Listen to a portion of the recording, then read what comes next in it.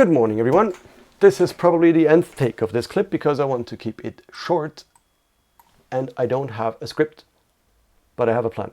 So, I want to speak about LTO, linear tape open for preservation, for long-term preservation. It's like a magnetic tape that you can store data on.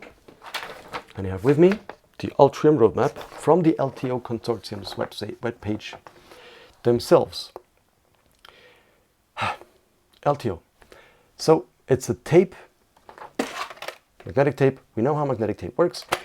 We've been using it for quite a while now, and with we, I mean humankind, and I've been working with it. So this is analog tape, at least 25 years old, still works.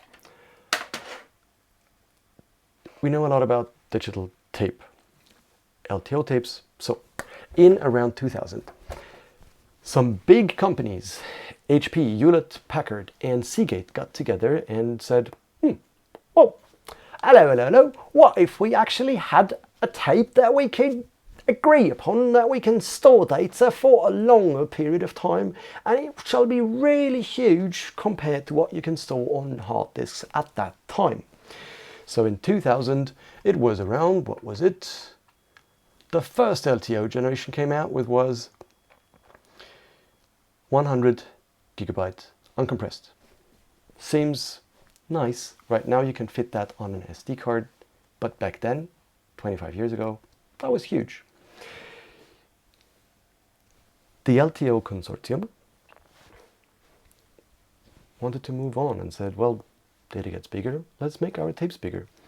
But let's still be cool and make sure the tapes don't change parts that don't need changing. Meaning that they kept the form factor, so the mechanics and everything of the robotics and everything dealing, like the whole drive mechanics, dealing with an LTO1 tape would theoretically also work on a modern tape. Like the physical carrier hasn't changed. The tape. Now I come to the question, what has changed? What are LTO generations? So every 2 to 3 years, the consortium comes up with a new generation which almost doubles the capacity per tape. Sounds nice. Capacities. I'm jumping now to something else. SD cards. Please do not go into the using SD cards for long term. That's something else. But here, this is not fake. This is not generative AI. I'll take it out of this. This is real. I promise.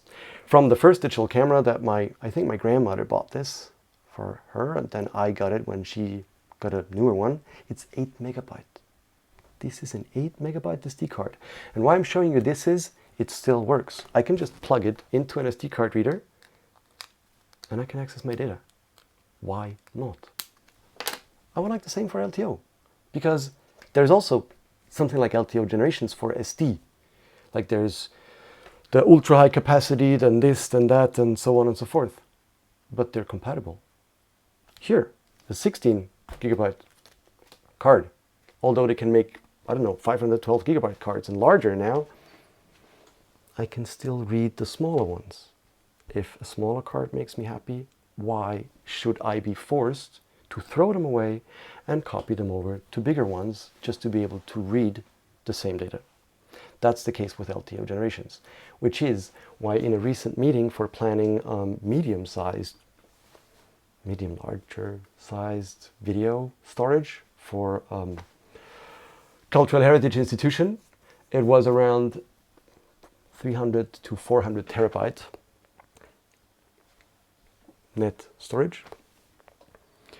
I mentioned, can we have an offline backup, like something like a tape on a shelf, so it's not on hard disks and tape lasts longer than...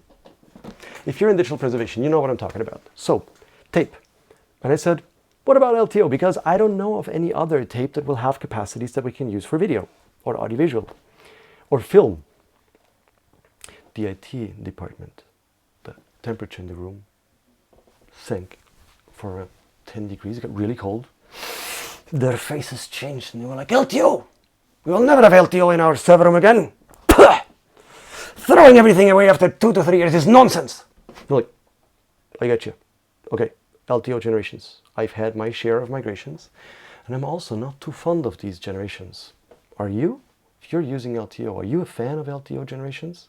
If you are, you probably are working in, I don't know, some facility that has enough budget to have a huge tape library for, I don't know, hundreds of thousands and millions, where the upgrades and updates and throwing away of tapes to upgrade to the new LTO generation is within your budget.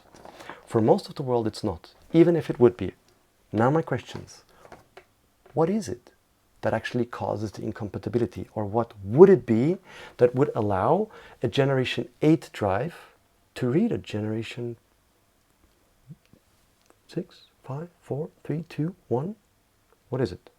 Physically, I can put it in there. I can load it mechanically. What is it? So from my understanding of electronics and physics and old school tape carriers, what could it be? So, the tape itself, like here, it's tape, it's magnetic tape. It's like plastic with metal on it. They change the density, then change the mix. Fine. What do I need to read a mechanical tape? A reading head. So the tape may be different to host the larger capacity. Fine. The head must be able to read that physical layer electromechanically. Fine. So the tape is the tape. Now I want to read an old tape, not a new one. So I have a head that can read higher frequencies of whatever magnetic modulation I have on this. Maybe they haven't just changed the density, but also the way the data is modulated on the physical layer, or also encoded before decoding it to bytes. So you have an error,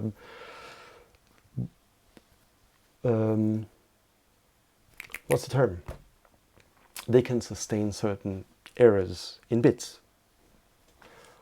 So, yes, all good. So what is it on the drive side? It's not the mechanics. It's not the tape. I have the tape. Let's say Generation 4 in an 8 drive. So a different head and some different firmware. So firmware is software that runs in hardware, which is part of the hardware that actually make it work. So this is firmware. It's software inside hardware. What else? Because for the rest, when the cable comes out of the drive, I should be able to speak with that drive using the same software. I just say, "Hello LTO, can you please rewind the tape and go to this and that index, because I've been writing these tapes with an LTFS, a linear tape file system, which is open and documented. So I do not see any reasons for not being able to read this tape data on the software side." So what's happening in the drive? I don't know. Is there documentation for this? So the whole world is using LTO tapes for long-term preservation. In fact, the LTRIM roadmap really jumps. Generation 6, 2012. Generation 7, 2015. Generation 8, 17, 9, 21, and 10, 24. That's every 2 to 3 years. And doubling the capacity. Making the older drives not being available anymore. So you can just go and say, I don't care about generation 10, 11, 12 or whatever. I'm very, very happy. I would be very happy. And I meaning, yes, as a private and professional individual, also to be able to give archives and other clients, especially also companies who currently have no backup except for handing it over to someone somewhere, because no one knows how to long-term store data larger than a few terabytes anymore. Imagine having a Generation 6 setup like this. That I can get a newer drive and read that. Or if that is too hard for reasons I do not yet understand, what if I could simply go into a store and say, good day, I would like to have an LTO drive. And they say, which one would you like to have? The LT-LTO or the most recent one? And what is LT-LTO? Long-term LTO. You can have that for, well, as long as you need it. We know how to build it. It's actually cheaper to just keep building the same thing until people don't need it anymore. Why change something that works?